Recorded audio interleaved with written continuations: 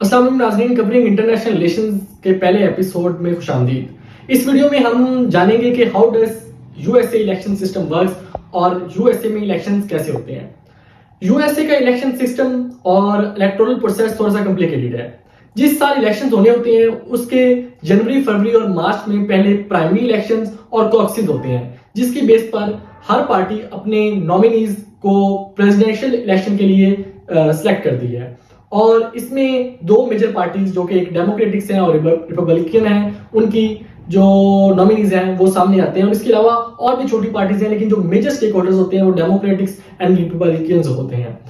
इसके साथ साथ उसके बाद जब नॉमिनीज आ जाते हैं तो नेशनल कन्वेंशन होती है और उसके बाद कैंपेन की जाती है, डिबेट्स होती हैं और पूरा एक जो प्रेसिडेंट के कैंडिडेट्स होते हैं अपना एक मीडिया नैरेटिव बनाते हैं। फिर फाइनली इलेक्शन डे हर नवंबर के फर्स्ट वीक आफ्टर मंडे को, यानी कि सुपर ट्यूसडे वाले दिन ये इलेक्शंस प्रोसीड करवाए जाते हैं, जिसमें यूएसए की 50 स्टेट्स में तमाम वोटर्स अपना वोट कास्ट करते हैं और अपने नुमाइंदों को चुनते हैं। लेकिन एक बड़ी इंटरेस्टिंग चीज है कि यूएसए के जो प्रेसिडेंट का इंतखाब है वो पॉपुलर वोट की बजाय इलेक्टोरल वोट के जरिए किया जाता है। इलेक्टोरल वोट यानी कि यूएसए की कांग्रेस में हाउस ऑफ रिप्रेजेंटेटिव्स की तादाद 438 है, जिसमें 435 स्टेट्स में से और 3 रिप्रेजेंटेटिव्स वॉशिंगटन डीसी से आते हैं और हर स्टेट से 2 सेनेटर्स यानी कि 100 सेनेटर्स शामिल होते हैं, जो कि total 538 house of representative 538 Congress के मेंबर्स बनती है। और इनकी बेसिस पर ही 538 इलेक्टोरल वोट्स होते हैं जो कि प्रेसिडेंट का इंतखाब करते हैं।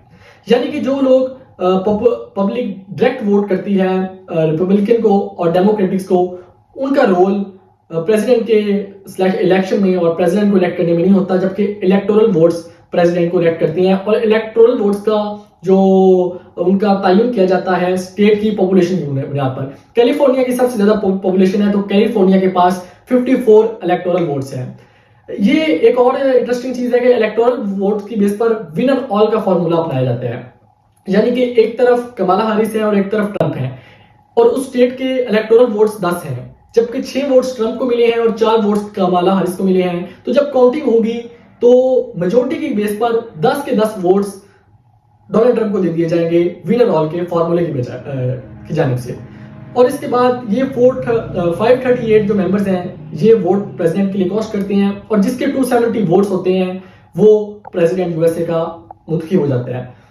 बड़ी इंटरेस्टिंग स्टोरी है कि 2016 के यूएसए के इलेक्शंस में ट्रंप को पॉपुलर वोट कम मिला था और हिलरी क्लिंटन को पॉपुलर वोट ज्यादा मिला था, लेकिन इलेक्टोरल वोट ट्रंप का ज्यादा था, जिसकी वजह से वो अमेरिका के प्रेसिडेंट बने थे।